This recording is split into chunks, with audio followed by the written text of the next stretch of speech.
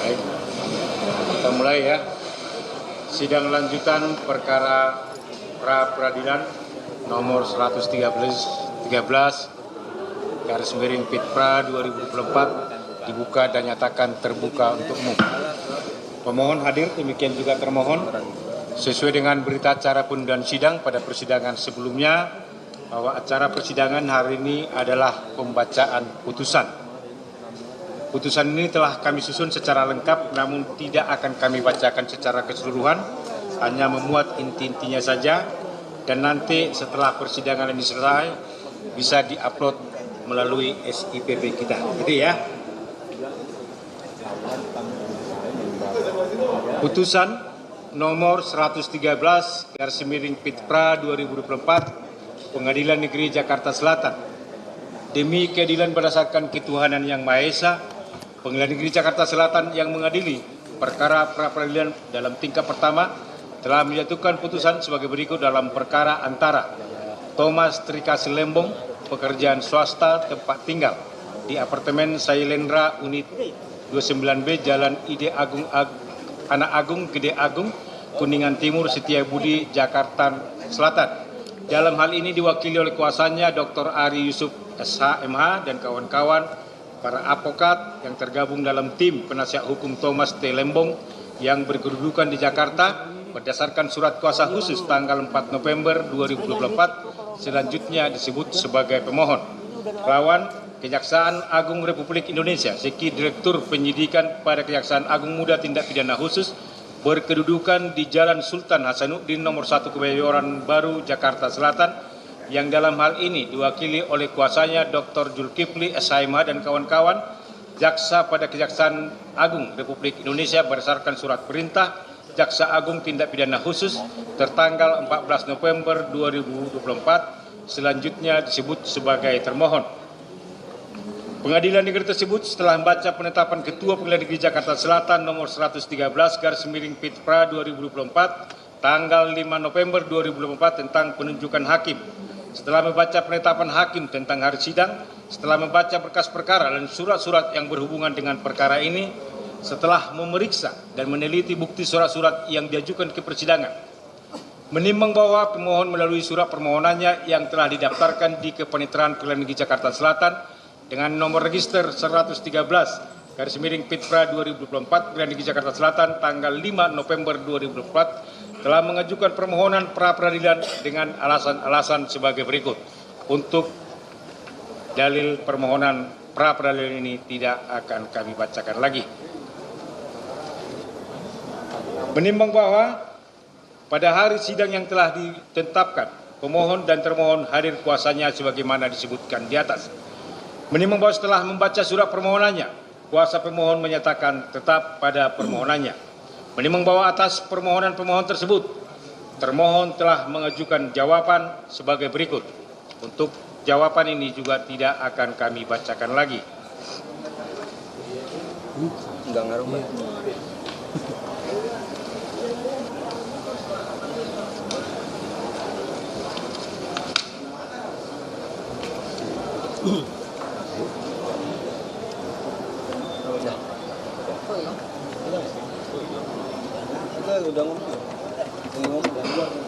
Menimbang bahwa atas jawaban termohon tersebut, pemohon dalam repliknya yang secara lisan menyatakan tetap pada permohonannya, demikian juga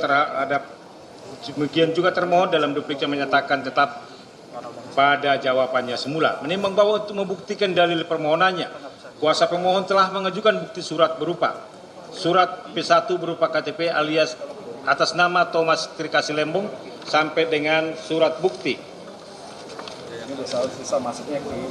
T26 yaitu hasil laporan pemeriksaan Badan Pemeriksa Keuangan Republik Indonesia. Menimbang bahwa surat bukti tersebut telah dicocokkan sesuai dengan aslinya terkecuali untuk surat bukti P6, P12, P15 yang merupakan fotokopi dari fotokopi, sedangkan untuk surat bukti P5, kemudian lagi P4, P5, 7, 8, 9, 10, 13, 14, 17, 18, 19, 22, 23, dan 25 adalah merupakan fotokopi dari print out. Menimbang bahwa Pemohon juga telah mengajukan ahli di persidangan, yaitu 1. Ahli ekonomi Dr. Antoni Budiawan di bawah sumpah pada pokoknya menerangkan tidak akan kami sampaikan lagi. 2. Ahli hukum pidana material dan formil Dr. Muzakir SHMH di bawah sumpah pada pokoknya menerangkan tidak akan kami sampaikan lagi. 3. Ahli pangan Profesor Dr. Insinyur Dwi Andreas Santosa MS di bawah sumpah pada pokoknya menerangkan sebagai berikut tidak akan kami sampaikan lagi. 4. Ahli hukum pidana material dan formil Dr. Hairul Huda SHMH di bawah sumpah pada pokoknya menerangkan sebagai berikut tidak akan kami bacakan lagi.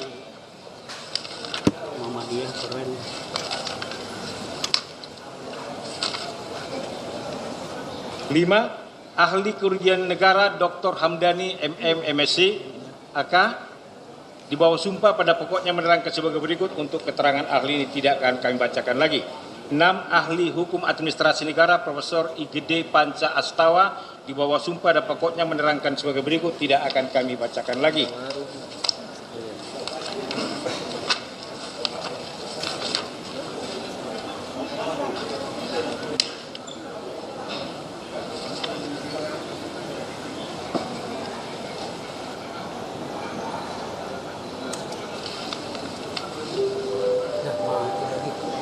Enggak, lagi diem.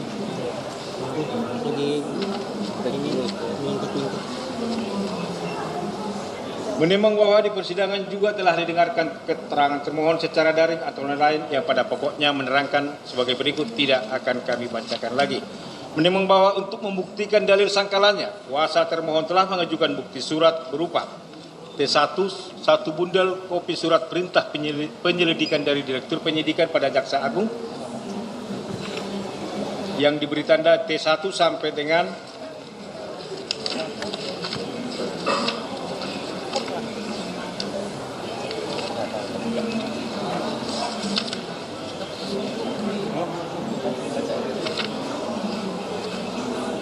T100, yaitu 1 bundel kopi asli penetapan sita dari Pengadilan Negeri Serang. Menimbang bahwa surat bukti tersebut adalah berupa fotokopi yang sudah diberi meterai yang cukup dan telah pula dicocokkan sesuai dengan aslinya, terkecuali untuk surat bukti T48 sampai dengan T60 adalah merupakan fotokopi dari fotokopi. Menimbang bahwa kuasa termohon mengajukan ahli di persidangan sebagai berikut. 1. Ahli Profesor Dr. Ibnu Nugroho SHMH tidak akan kami bacakan lagi. Menimbang bahwa terhadap keterangan ahli seperti itu di atas, oleh karena adanya keberatan dari pemohon, maka keterangan ahli tersebut tidak akan dipertimbangkan dalam pemeriksaan perkara ini. 2. Ahli Taufik Rahman SH LLM PhD di bawah sumpah pada pokoknya menerangkan sebagai berikut tidak akan kami bacakan lagi. Demikian juga bahwa terhadap keterangan ahli ini, oleh karena keberadaan ahli ditolak oleh pemohon, maka keterangan ahli tersebut juga tidak dipertimbangkan dalam perkara ini. 3. Ahli Dr. Ahmad Reddy SHMH MSc di bawah sumpah pada pokoknya menerangkan sebagai berikut. Tidak akan kami bacakan lagi.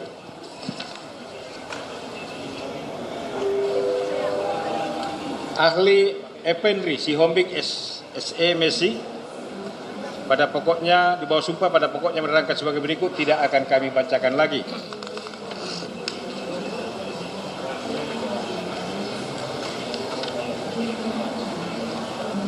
Kemudian ahli Profesor Dr. Agus Surono SHMH sebagai ahli pidana tidak hadir di persidangan, tetapi menyampaikan pendapat tertulis dan diserahkan kepada hakim peradilan yang pada pokoknya menerangkan sebagai berikut.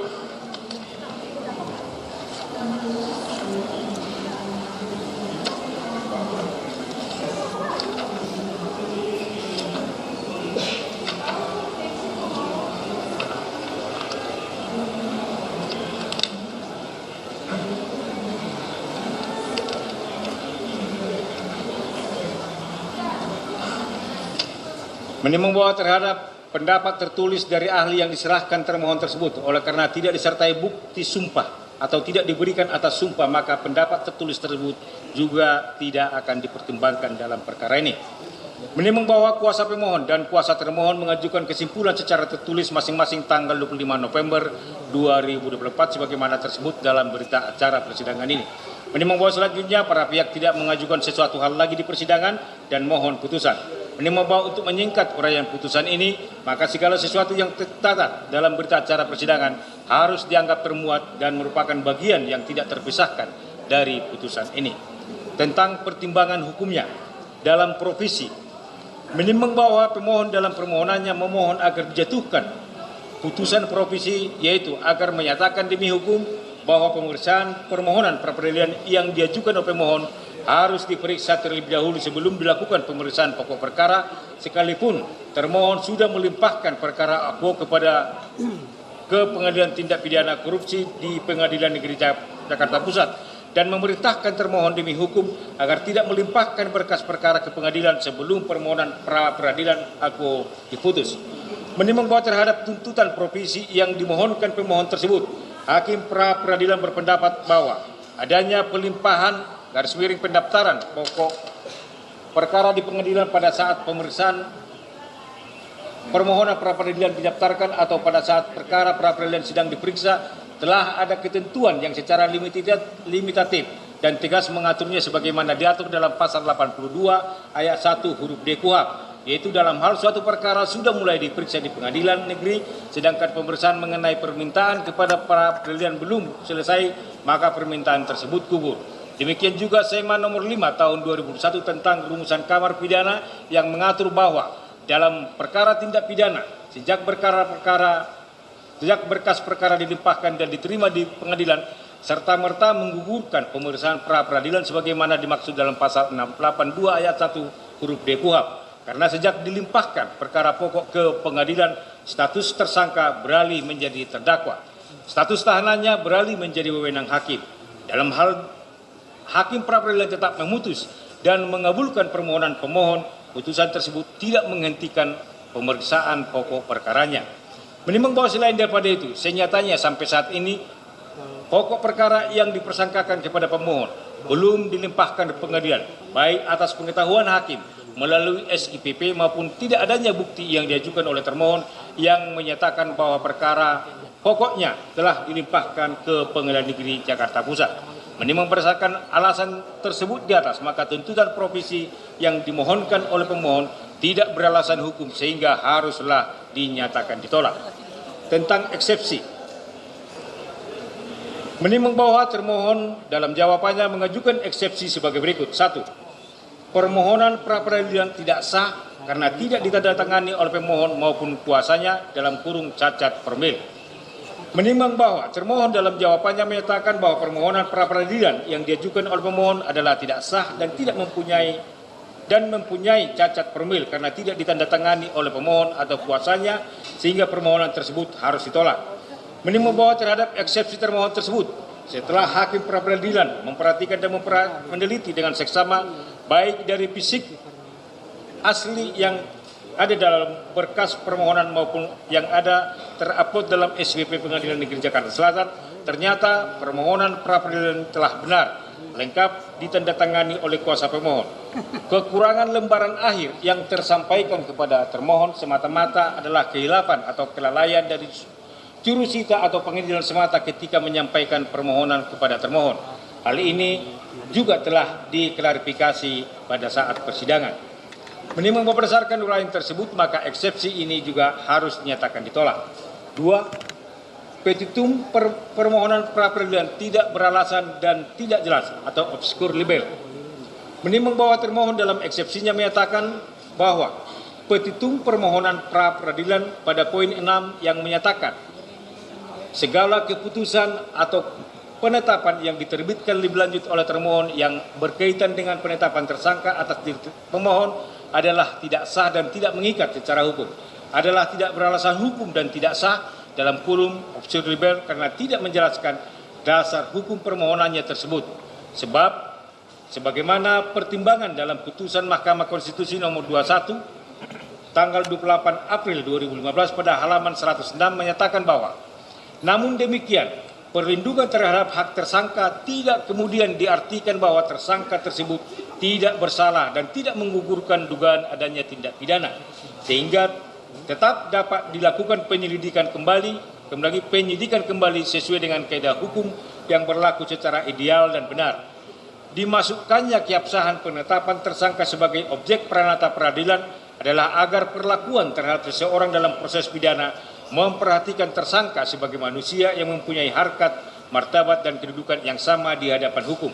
Selanjutnya, sesuai dengan ketentuan pasal 82 ayat 2 dan ayat 3 KUHP, telah diatur secara limitatif apa yang dapat dimuat dalam isi putusan hakim pra peradilan. Oleh karena petitum seperti ini tidak jelas atau kabur, dan oleh karenanya harus ditolak setidak-tidaknya dinyatakan tidak dapat diterima.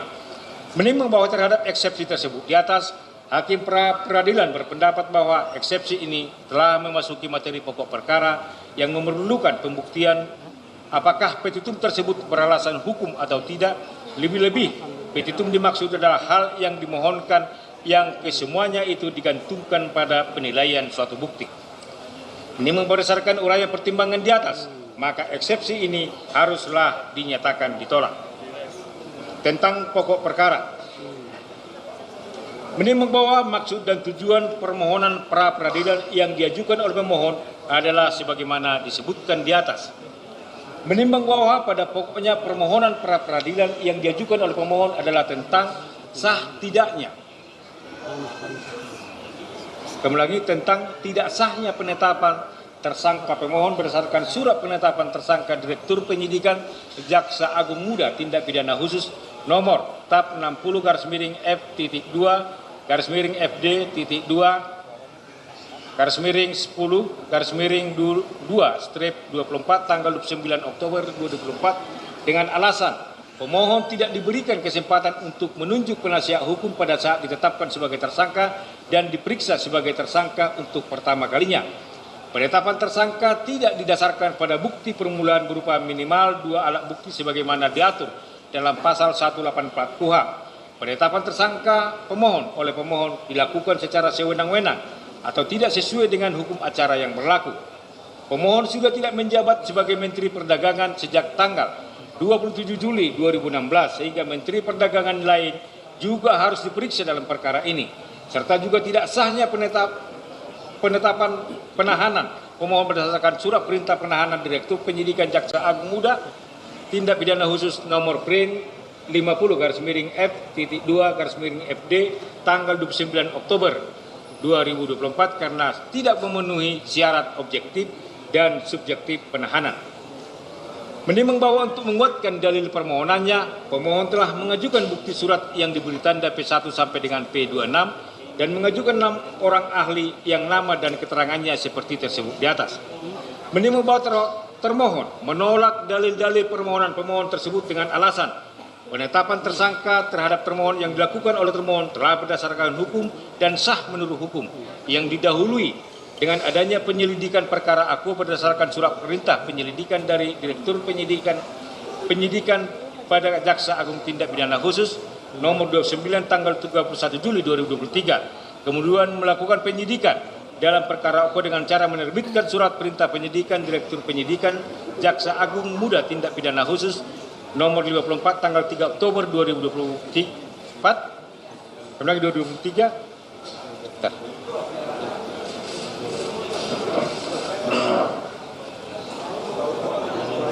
Yang mana surat perintah penyidikan tersebut merupakan surat perintah penyidikan umum yang belum menyebutkan nama tersangkanya.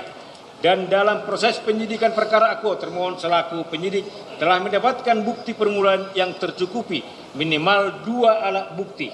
Bahkan diperoleh 4 alat bukti berdasarkan pasal 184 KUHP yang didapatkan dari bukti keterangan saksi sebanyak 29 orang termasuk diantaranya pemohon yang sudah pernah diperiksa sebagai saksi sebelum ditetapkan sebagai tersangka, alat bukti keterangan ahli, alat bukti surat, dan alat bukti petunjuk maupun bukti elektronik berdasarkan pasal 26 Undang-Undang Nomor 31 Tahun 1999, Junto Undang-Undang Nomor 20 Tahun 2001. Oleh karena itu selanjutnya termohon selaku penyidik melaksanakan proses penetapan tersangka dalam perkara aku.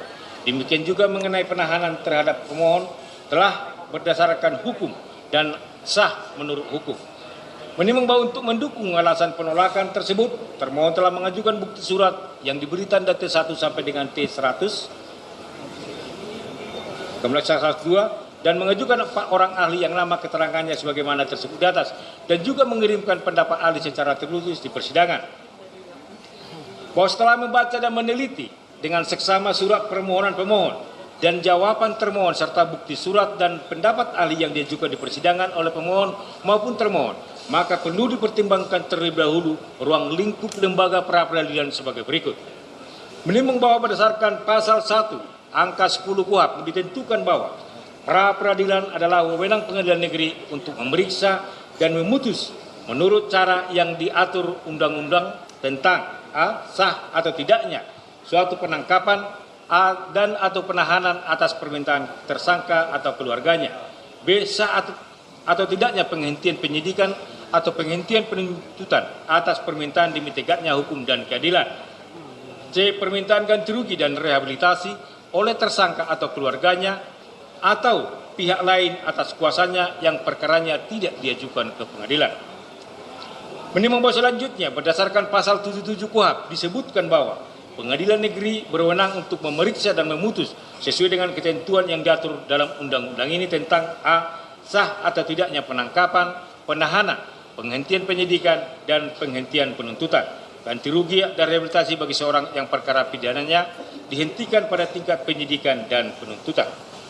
Menimbang bahwa kemudian selain daripada itu Mahkamah Konstitusi dalam putusan Mahkamah Konstitusi nomor 21 tanggal 28 April 2015 telah memperluas lingkup kewenangan pra-peradilan sehingga mencakup sah atau tidaknya penetapan tersangka, penggeledahan dan penyitaan.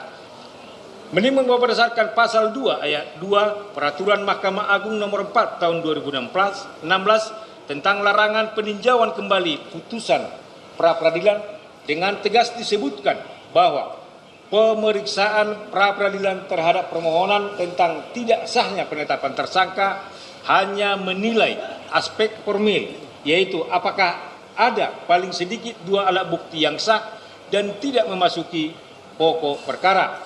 Lebih lanjut dalam pasal 4 disebutkan bahwa persidangan pra-peradilan tentang tidak sahnya penetapan tersangka, penyitaan dan penggeledahan dipimpin oleh hakim tunggal karena sifat pemeriksaannya yang tergolong singkat dan pembuktiannya hanya memeriksa aspek formilnya. Menimbang bahwa setelah membaca dan meneliti dengan seksama surat permohonan pemohon, jawaban termohon dan surat bukti dan alat bukti yang diajukan tersebut, maka hakim akan mempertimbangkan alat bukti yang ada korelasi maupun relevansinya dengan pokok persengketaan dalam perkara pra-peradilan ini.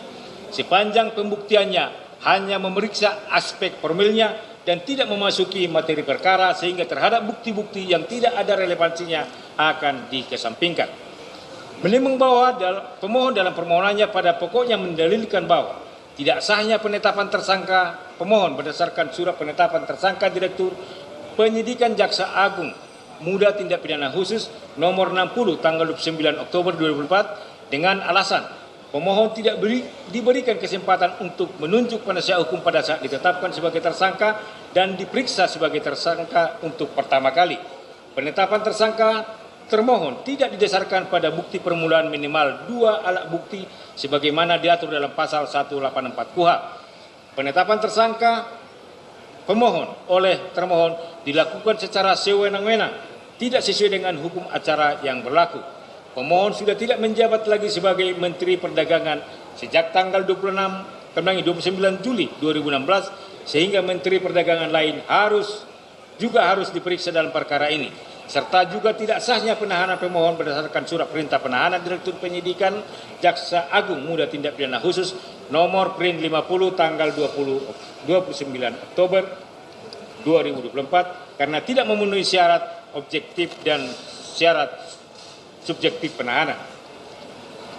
Menimbang bahwa oleh karena lembaga pra-peradilan pada asasnya adalah lembaga yang mengawasi dan menguji atas tindakan-tindakan yang dilakukan oleh penyidik atau penuntut umum sebagaimana sarana pengawasan horizontal atas upaya paksa yang dilakukan oleh aparat penegak hukum untuk kepentingan pemeriksaan perkara pidana agar tindakan aparat penegak hukum tersebut tidak melanggar peraturan perundang-undangan, maka beban pembuktian dalam perkara akuo lebih ditekankan kepada termohon dengan tidak mengurangi bila mana ada bukti yang akan mendukung yang akan diajukan oleh pemohon sendiri.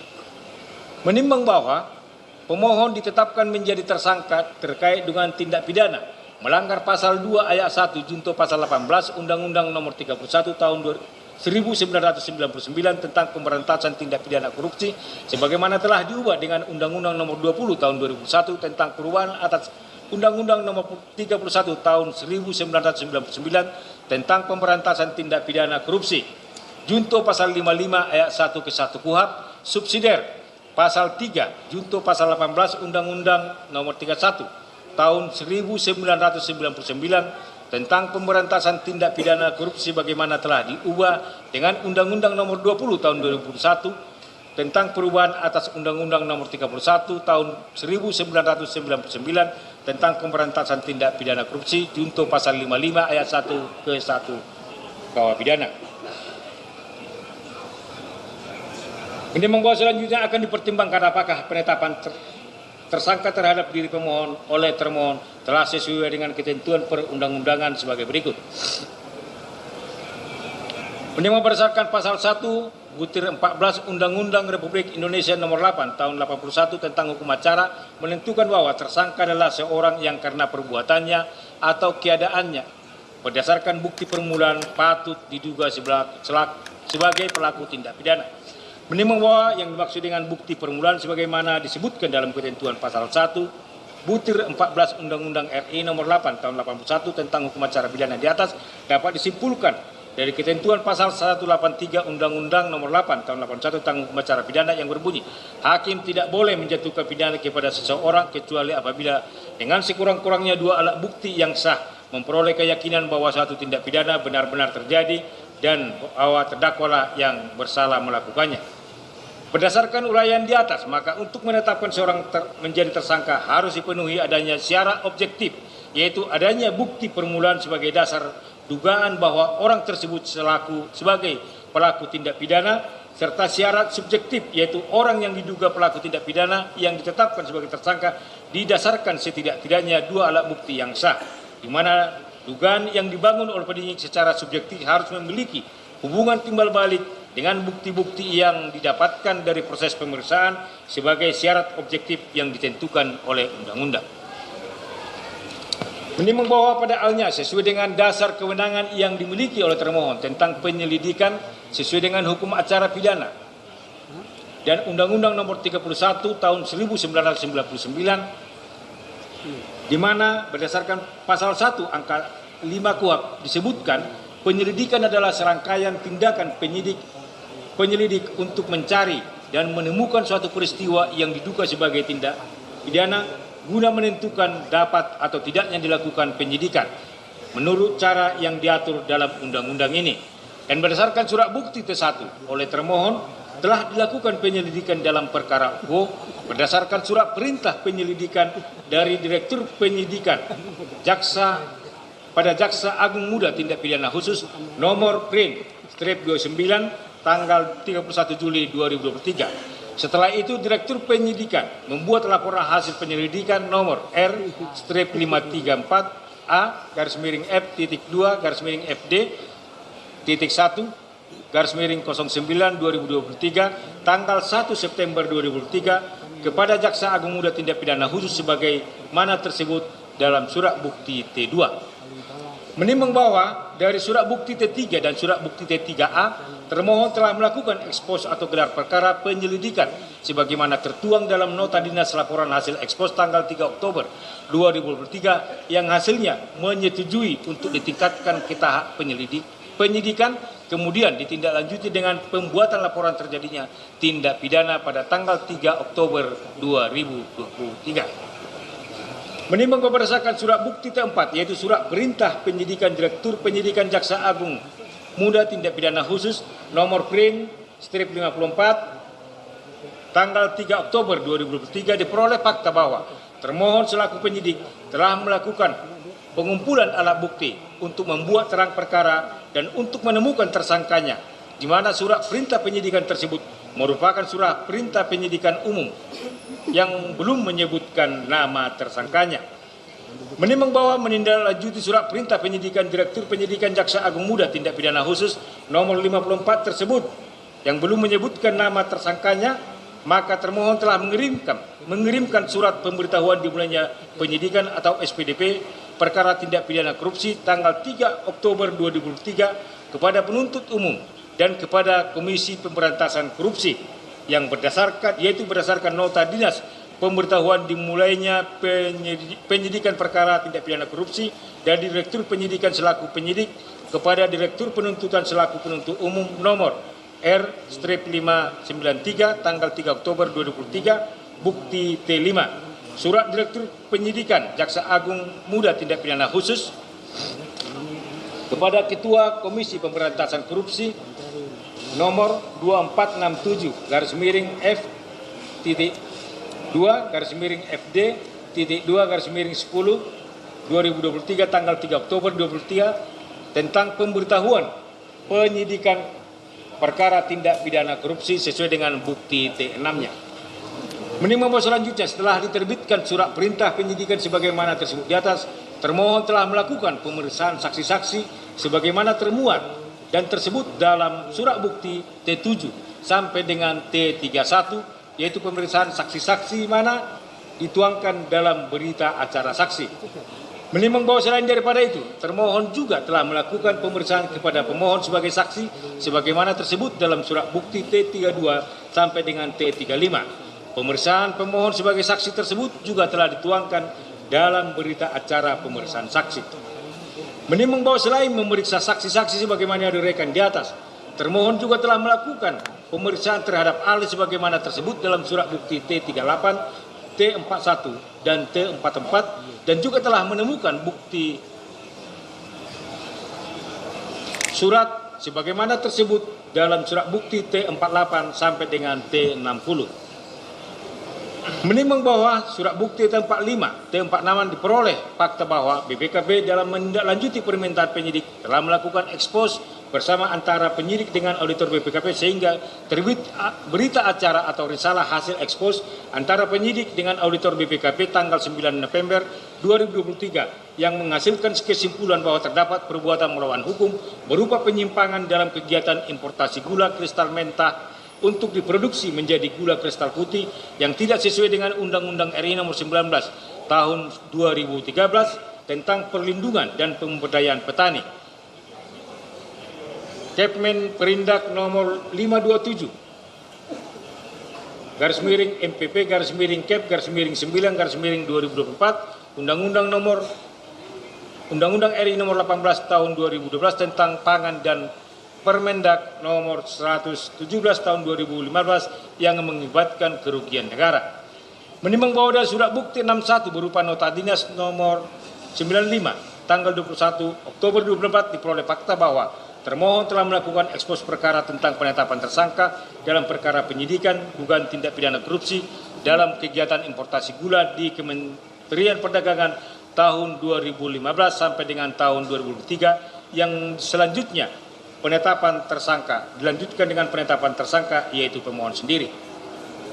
Menimbang bahwa termohon selain melakukan pemeriksaan terhadap saksi dan ahli, termohon juga telah mengeluarkan surat perintah penyitaan sebagaimana tersebut dalam surat bukti T78 sampai dengan surat bukti T81 dan telah pula melakukan penyitaan terhadap berbagai barang bukti elektronik yang dituangkan dalam berita acara penyitaan barang bukti elektronik sebagaimana tersebut dalam surat bukti T82 sampai dengan T92.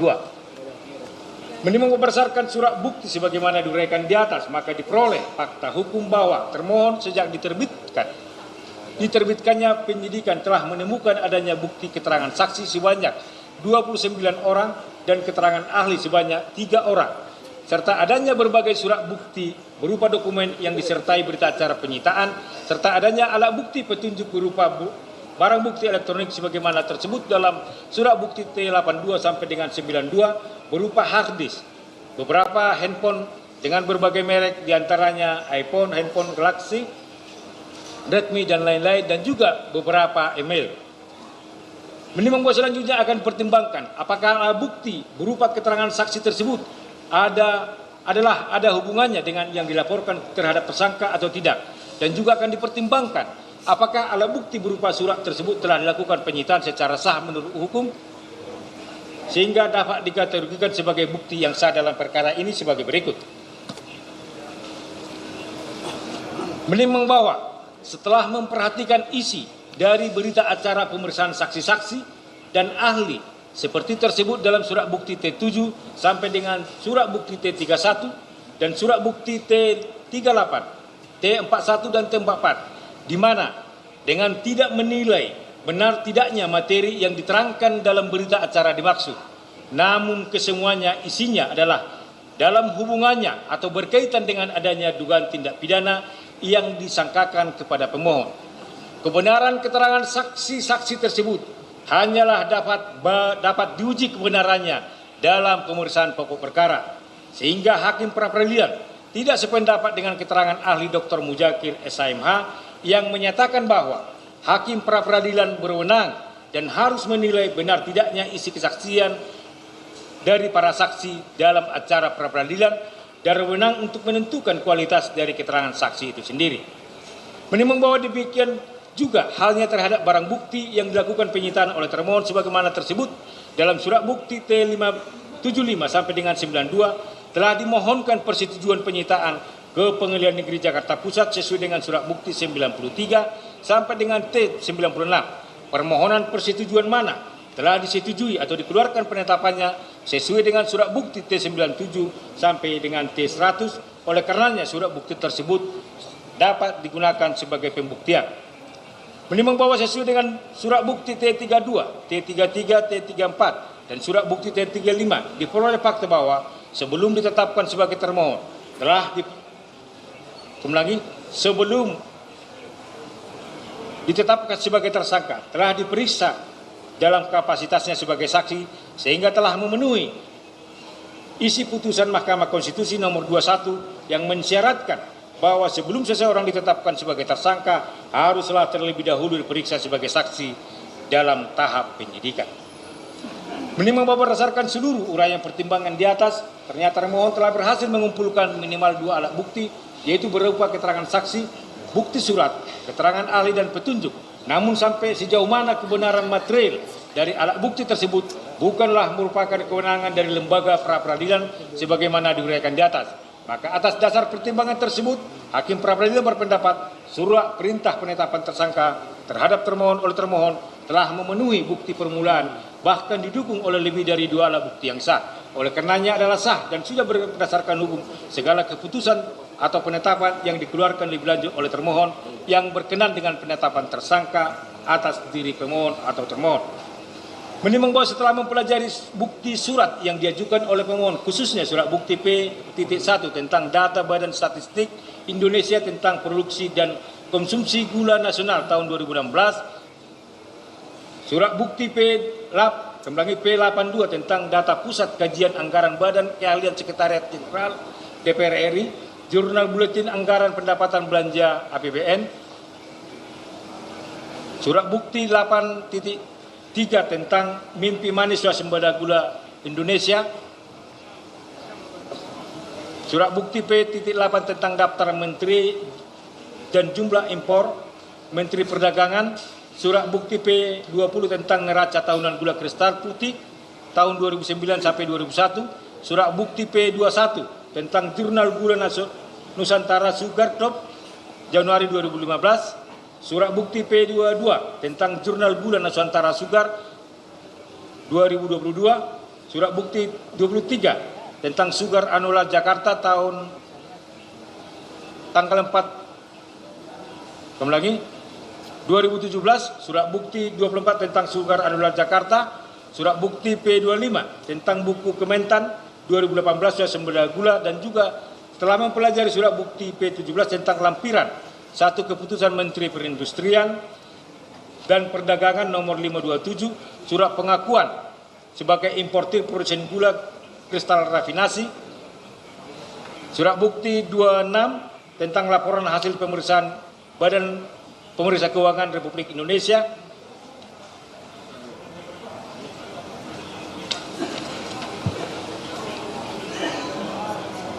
dan seterusnya.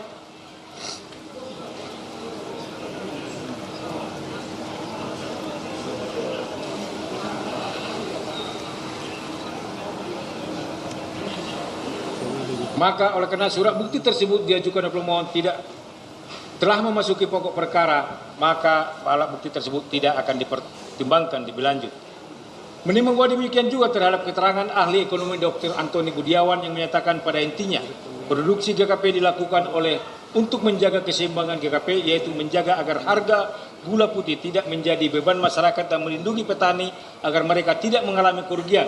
Namun pada faktanya produksi gula kristal tidak pernah mencukupi kebutuhan masyarakat. Pernyataan Sekretaris AGI Ahmad Wijaya yang dimuat di situs Dinas Komunikasi dan Informatika Provinsi Jawa Timur tanggal 19 Mei 2015 mencerminkan kondisi industri gula nasional yang sangat memprihatinkan ketika itu, di mana persediaan gula nasional harus terus menipis sampai akhir 2015 mencapai hanya sekitar 325.765 ton, sedangkan konsumsi gula hingga Lebaran 18 Juli 2012 diperkirakan mencapai 400.000 ton, sehingga dikhawatirkan akan menjadi kelangkaan gula. Seperti dikatakan Ahmad Wijaya, bila mana pemerintah tidak mengantisipasi kondisi ini, maka stok gula nasional setelah Lebaran akan kosong, sehingga kebijakan impor yang dilakukan adalah menstabilkan pasokan gula di dalam negeri merupakan langkah strategis, bukan berdasarkan motif keuntungan. Dan juga dari keterangan ahli pangan Profesor Dr. Insinyur Dwi Andreas Santosa MS yang menyatakan swasembada di Indonesia terjadi hanya pada tahun 1994. Seiring bertambahnya waktu, kebutuhan gula di masyarakat meningkat karena pertambahan penduduk. Peningkatan kebutuhan gula dengan laju yang lebih cepat terjadi untuk industri makanan dan minuman.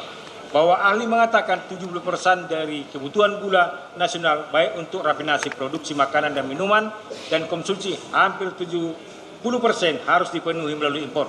Luas panen untuk tebu praktis tidak mengalami perubahan selama 43 tahun terakhir ini dengan kisaran seluas 350.000 sampai 450.000 hektar. Peningkatan produktivitas tebu tidak mampu mengimbangi penurunan luas panen sehingga produksi gula 2015 turun sebesar 81.000 ton. Penurunan produksi gula nasional yang berasal dari perkebunan tebu di Indonesia sebesar 374.000 ton, selama periode 2014-2015. Oleh karenanya ahli mengatakan Indonesia sangat tergantung dengan impor gula. Importasi tersebut pada umumnya dilakukan oleh pabrik industri GKF. Di sisi lain perusahaan-perusahaan nasional BUMN pada umumnya melakukan pengolahan tebu menjadi GKP. Menurut Hakim Pra-Peradilan, keterangan ahli tersebut lebih kepada pokok perkara yang harus dipertimbangkan dalam pemeriksaan pokok perkara sehingga tidak perlu dipertimbangkan dalam pra-peradilan ini. Menimbang terhadap dalil pemohon yang menyatakan penetapan tersangka tidak sah karena tidak diberikan kesempatan untuk menunjuk penasihat hukum pada saat ditetapkan sebagai tersangka dan diperiksa sebagai tersangka untuk pertama kalinya. Menurut Hakim Pra-Peradilan, alasan tersebut tidaklah merupakan alasan yang menyatakan suatu penetapan tersangka menjadi tidak sah. Lebih-lebih dalam perkara akuo, di mana berdasarkan surat bukti T64, yaitu surat penunjukan penasihat hukum untuk mendampingi tersangka nomor B34 tanggal 29 Oktober 2024, termohon telah menunjuk penasihat hukum untuk mendampinginya untuk kepentingan pemeriksaan awal. Lebih-lebih lagi, berdasarkan surat bukti T65, berita acara pemeriksaan tersangka tanggal 29 Oktober 2004, setelah dipelajari ternyata belum memeriksa pokok perkaranya.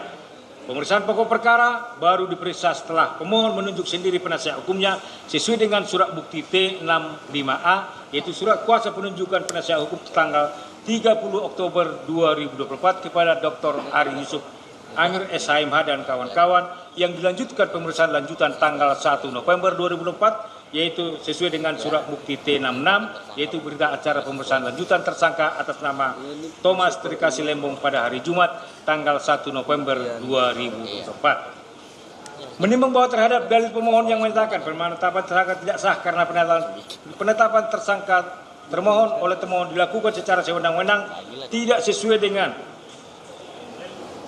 hukum yang berlaku, di mana termohon belum mendapat menentukan aktual loss kerugian negara akibat dugaan tindak pidana korupsi yang dilakukan oleh pemohon. Menurut Hakim Pra-Peradilan, dengan adanya putusan Mahkamah Konstitusi nomor 003 tanggal 25 Juli 2026, putusan Mahkamah Konstitusi nomor 31 tanggal 23 Oktober 2012 putusan Mahkamah Konstitusi nomor 44 tanggal 17 September 2013, putusan Mahkamah Konstitusi nomor 25 tanggal 25 Januari 2013 yang mengatur berkenaan dengan unsur dapat merugikan keuangan negara atau perekonomian rakyat negara tersebut dalam pasal 2 ayat 1 dan pasal 3 Undang-Undang Tipikor, maka dapat disimpulkan bahwa bahwa putusan MK nomor 003 menegaskan adanya ketentuan bahwa jika terdapat pembuktian unsur memperkaya diri dan atau orang lain atau suatu korporasi dengan cara melawan hukum atau penyalahguna kewenangan telah terbukti, maka pembuktian jumlah kerugian negara cukup sebatas telah terjadi dan dapat dihitung oleh ahli bidangnya, tidak harus berupa perhitungan kerugian yang akurat dan final. B. Putusan Mahkamah Konstitusi nomor 31 tanggal 23 Oktober 2012 menegaskan bahwa adanya ketentuan bahwa dalam rangka pembuktian suatu tindak pidana korupsi, penyidik bukan hanya dapat berkoordinasi dengan BPKB dan BPK, melainkan dapat juga berkoordinasi dengan instansi lain, bahkan bisa membuktikan sendiri di luar temuan BPKB dan BPK, misalnya dengan mengundang ahli atau dengan meminta bantuan dari Inspektorat Jenderal atau badan yang mempunyai fungsi yang sama dengan itu, bahkan dari pihak-pihak lain yang dapat menunjukkan kebenaran material dari perhitungan kerugian negara dan atau dapat membuktikan perkara yang sedang ditangani. C. Putusan Mahkamah Konstitusi nomor 44 tanggal 17 September 2003 menegaskan bahwa ketentuan bahwa unsur dapat merugikan keuangan negara dan perekonomian negara cukup dibuktikan adanya fakta tentang kerugian keuangan negara yang dapat dibuktikan dan dapat dihitung oleh ahli di bidang keuangan negara, perekonomian negara, serta ahli dalam analis hubungan perbuatan dan kerugian. D. Putusan Mahkamah Konstitusi nomor 25 menegaskan adanya ketentuan bahwa unsur merugikan keuangan negara tidak lagi dipahami sebagai perkiraan atau potential loss, namun harus dipahami benar-benar sudah terjadi dan nyata actual loss, yang intinya sebagai kerugian yang sudah dapat dihitung jumlahnya berdasarkan hasil temuan instansi yang berwenang atau akuntan publik yang ditunjuk. Berdasarkan uraian di atas dapat diketahui makna kerugian negara yang nyata telah terjadi actual loss, yang dimaksud adalah kerugian negara yang sudah terjadi dan nyata, yang sudah dapat dihitung jumlahnya oleh ahli bidang keuangan negara, perekonomian negara, serta ahli dalam analisis hubungan perbuatan dengan kerugian. Artinya kerugian tersebut sudah terjadi dan nyata, bukan yang akan menjadi kerugian, tetapi sudah ada wujud kerugiannya, baik dari sisi periode waktu, jumlah, jenis, kualitas maupun pergerakan angkanya, sehingga ketika dihitung variabelnya oleh ahli sudah dapat dihitung pastinya. Ini berdasarkan uraian di atas, maka dalam perhitungan kerugian negara tidak diharuskan adanya bukti formal terlebih dahulu berupa perhitungan kerugian negara yang final atau pasti oleh lembaga tertentu, dan cukup dinyatakan adanya kerugian negara yang nyata atau terjadi atau loss yang dapat dihitung, sebab perhitungan kerugian demikian tidak akan menjadi pasti dan final sampai dengan diuji di persidangan oleh majelis hakim pokok perkara. Jadi perhitungan oleh ahli semata-mata hanya menjadi dasar pembuktian di sidang pengadilan sampai majelis hakim memutuskan besarnya kerugian negara tersebut. Sebab dalam hal-hal tertentu perhitungan kerugian negara tersebut dapat berubah berdasarkan bukti-bukti yang diuji di persidangan. Menimbang bahwa sekalipun risalah ekspos penyidikan perkara dengan dugaan tindak pidana korupsi importasi gula sebagaimana disebutkan dalam bukti T46 bukan merupakan bukti perhitungan kerugian negara, akan tetapi setidaknya memberi petunjuk dari hasil gelar perkara tersebut adanya kerugian negara yang timbul dari kegiatan importasi gula kristal mentah untuk diproduksi menjadi gula kristal putih. Lebih-lebih dalam dugaan tindak pidana korupsi tidak ada satu aturan pun yang mensyaratkan bahwa harus adanya perhitungan kerugian negara sebelum seseorang ditetapkan sebagai tersangka, namun hanya mensyaratkan adanya minimal 2 alat bukti sebagaimana disebutkan dalam pasal 184 KUHP. Oleh karenanya, Hakim pra-peradilan tidak sependapat dengan pendapat ahli Dr. Hairul Huda SHMH yang mengatakan dalam tindak pidana korupsi bukti awal yang harus dimiliki untuk bisa dikatakan memenuhi unsur pasal 2 dan pasal 3 adalah hasil audit investigasi dari auditor negara yang menyatakan telah adanya kerugian keuangan negara yang nyata dan pasti jumlahnya. Hasil audit itulah yang menentukan, baru kemudian dicari apakah ada perbuatan yang memperkaya diri sendiri, orang lain, atau suatu korporasi atau tidak. Hasil audit yang membuktikan adanya kerugian negara itulah yang menjadi patokan dalam penetapan tersangka.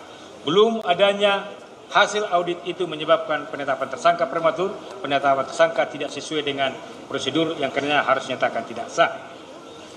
Menimbang bahwa dari dalil pemohon yang menyatakan bahwa Kementerian Perdagangan telah diaudit keuangan oleh BPK sehingga tidak terdapat adanya kerugian negara dengan mengajukan surat bukti P26, yaitu laporan hasil pemeriksaan Badan Pemeriksa Keuangan Negara, Keuangan Republik Indonesia, Auditor Utama Keuangan Negara 2 atas perencanaan, pelaksanaan, dan pengawasan tata niaga impor tahun 2015 sampai dengan semester 1 tahun 2017 nomor 47 tanggal 2 Maret 2018 pada Kementerian Perdagangan dan instansi entitas terkait dan tidak terdapat kerugian negara. Menurut Hakim Pra-Peradilan, pemeriksaan keuangan tersebut tetap dapat dilakukan sebagaimana pendapat ahli Effendi Sihombing SE/MSc.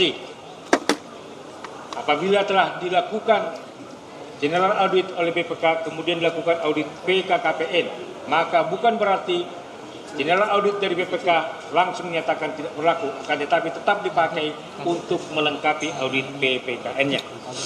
Minimal sebagai tindak lanjut dari hasil ekspos sebagaimana dimaksud dalam surat bukti T46. Selanjutnya berdasarkan jawaban termohon yang diperkuat dengan surat bukti 47 berupa surat tugas untuk melakukan audit perhitungan kerugian negara, maka dapat disimpulkan hingga saat ini masih dilakukan perhitungan kerugian negara. Oleh karenanya, penentuan besarnya kerugian negara dapat juga diketahui di ujung pemeriksaan, termasuk ditentukan majelis hakim dalam putusan pokok perkaranya. Menimbang bahwa terhadap dalil pemohon yang menyatakan penetapan tersangka tidak sah karena pemohon sudah tidak menjabat sebagai Menteri Perdagangan sejak tanggal 27 Juli 2016, sehingga Menteri Perdagangan lain harus diperiksa dalam perkara ini, di mana surat penetapan tersangka Direktur Penyidikan Jaksa Agung Muda Tindak Pidana Khusus nomor 60 diketahui objek penyidikan perkara adalah dugaan tindak pidana korupsi dalam kegiatan importasi gula di Kementerian Perdagangan yang terjadi tahun 2015 sampai dengan tahun 2023. Sedang pemohon dilantik dan menjabat sebagai Menteri Perdagangan sejak tanggal 12 Agustus 2012 sampai dengan 27 Juli 2016. Sehingga Menteri Perdagangan sebelum pemohon, yaitu Rahmat Gobel yang menjabat tanggal 27 Oktober 2014 sampai dengan 27 Oktober 2015. Menteri Perdagangan setelah pemohon, yaitu Enggar Tiarso Lukita 2016 sampai 2019, Agus Suparmanto 2019 sampai 2020, Muhammad Lupi 2020 sampai 2022, dan Zulkifli Hasan 2022 harus ikut juga diperiksa. Menurut Hakim Pra-Peradilan, alasan tersebut di luar materi pra-peradilan dan diserahkan sepenuhnya kepada termohon sebagai penyidik. Hakim Pra-Peradilan tidak dapat menyimpulkan apakah perkara yang dialami oleh pemohon adalah sebagai bentuk kriminalisasi ataupun politisasi. Menimbang bahwa selanjutnya akan dipertimbangkan apakah perbuatan pemohon dalam mengeluarkan kebijakan diskresi tersebut termasuk dalam lingkup hukum administrasi semata yang tidak bisa dipidana. Menurut Hakim Pra-Peradilan dan berdasarkan pendapat ahli hukum administrasi negara, yaitu Profesor IGD Panca Istawa yang diajukan oleh pemohon, dan juga pendapat ahli hukum administrasi negara Dr. Ahmad Reddy SH MH MSc yang diajukan oleh termohon, di mana sepanjang kebijakan tersebut murni administrasi negara, maka tidak dapat dihukum. Namun bila mana kebijakan tersebut bersinggungan dengan hukum lain dan dilakukan melampaui wewenangnya, mencampur-adukkan wewenang serta bertindak sewenang-wenang sebagaimana diatur dalam Undang-Undang Nomor 30 Tahun 2014, maka hal tersebut dilarang oleh undang-undang. Dan untuk mengetahui adanya penyimpangan pemberlakuan kebijakan dimaksud, apakah dilakukan secara sewenang-wenang, dilakukan secara melawan hukum atau bertentangan dengan hukum lain, hal tersebut baru diketahui melalui proses pemeriksaan pokok perkara dan bukan dalam lembaga pra-peradilan ini. Menimbang bahwa proses pra-peradilan ini bukanlah akhir dari segalanya dari perjalanan pemeriksaan pemohon, karena pemohon masih diberikan kesempatan untuk membantah, membuktikan apa yang dilakukan dan apa yang tidak dilakukan, lebih-lebih jika dalam mengeluarkan kebijakan tersebut tidak bertentangan dan melawan hukum. Menimbang bahwa terhadap SPDP yang dipermasalahkan oleh pemohon yang menyatakan bahwa SPDP tersebut diberikan kepada pemohon melebihi 7 hari sebagaimana ditentukan dalam putusan Mahkamah Konstitusi nomor 130 akan dipertimbangkan sebagai berikut. Menimbang berdasarkan surat bukti T62 yaitu surat penetapan tersangka dari Direktur Penyidikan Jaksa Agung Muda Tindak Pidana Khusus nomor 60 tanggal 29 Oktober 2024 atas nama tersangka Thomas Trika Silembong, diperoleh fakta hukum bahwa pemohon ditetapkan oleh termohon pada tanggal 29 Oktober 2024.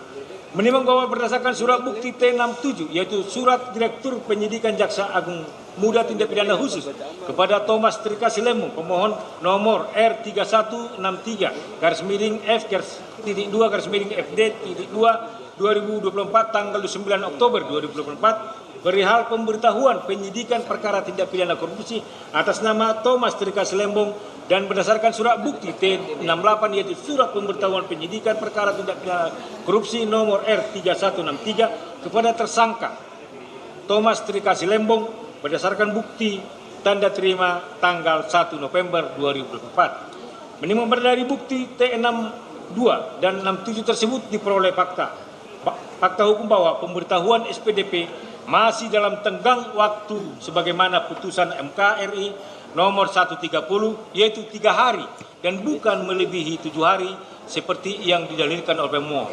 Perhitungan yang melebihi 7 hari yang disampaikan oleh pemohon tersebut semestinya tidak dihitung sejak adanya surat perintah penyidikan Prin 83A tanggal 15 Oktober 2024 atau Sprindik 15 Oktober 2024 yang SPDP-nya hanya diserahkan kepada KPK dan penuntut umum karena SPDP tersebut belum menyebutkan siapa tersangkanya. Menimbang bahwa selanjutnya terhadap penahanan yang dipermasalahkan oleh pemohon yang menyatakan penahanan pemohon tidak didasarkan pada alasan yang sah menurut hukum atau tidak memenuhi syarat subjektif maupun objektif penahanan akan dipertimbangkan sebagai berikut. Menimbang bahwa pada dasarnya suatu penahanan dapat dikategorikan sebagai suatu penahanan yang tidak sah bila mana penahanan yang dilakukan oleh pejabat yang berwenang, penahanan tidak disertai surat perintah penahanan dan tidak menyampaikan tembusan kepada keluarga ataupun tersangkanya, penahanan yang tidak menyebutkan alasan yang jelas, penahanan tidak menyebutkan atau menguraikan tindak pidana yang menjadi dasar penahanannya tidak memenuhi syarat berdasarkan ketentuan pasal 21 ayat 4 KUHP, penahanan melebihi batas waktu dan penahanan terhadap pejabat tertentu yang tidak mendapat izin atau persetujuan sebagaimana ditentukan oleh undang-undang.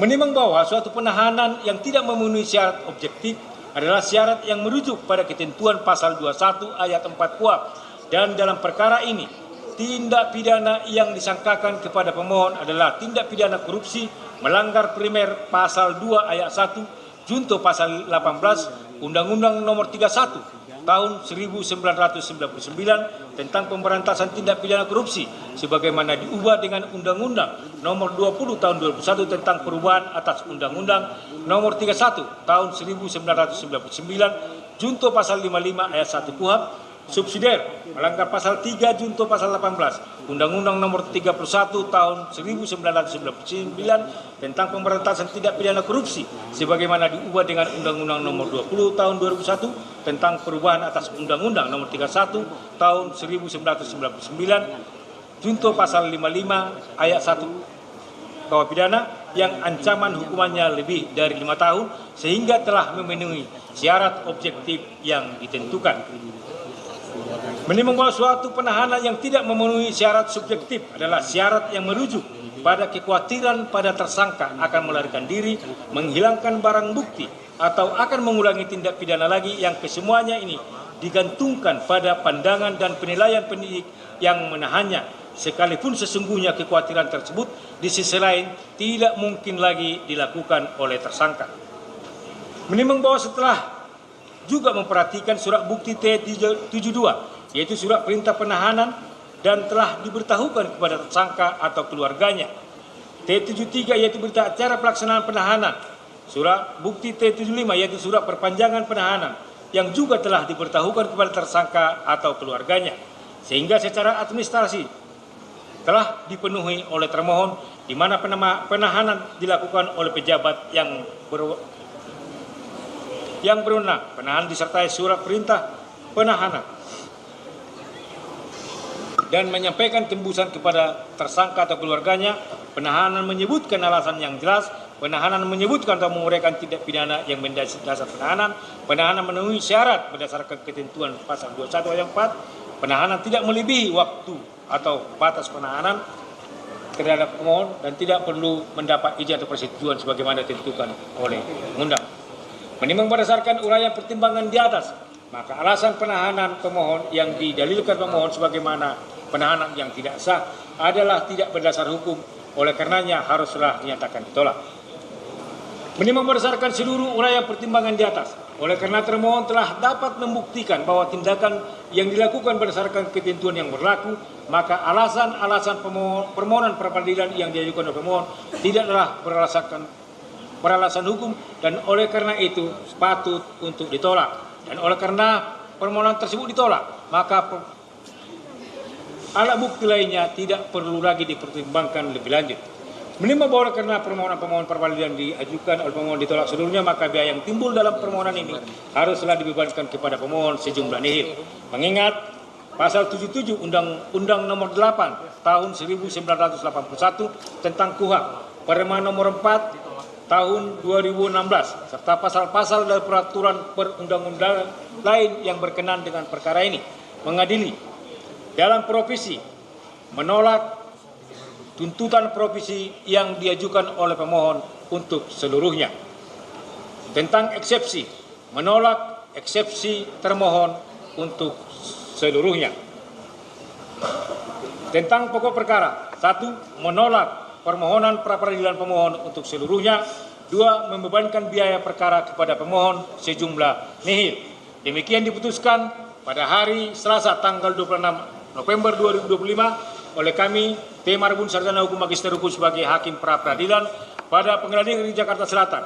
Diucapkan dalam sidang yang terbuka untuk umum pada hari dan tanggal itu juga oleh hakim tersebut dengan dibantu Wijianto SH, Panitera Pengganti Pengadilan Negeri Jakarta Selatan, dengan dihadiri oleh kuasa pemohon dan juga oleh kuasa termohon. Itulah putusan dari majelis ya. Dengan demikian pemeriksaan perkara ini telah selesai. Sidang nyatakan ditutup. Yang kedua,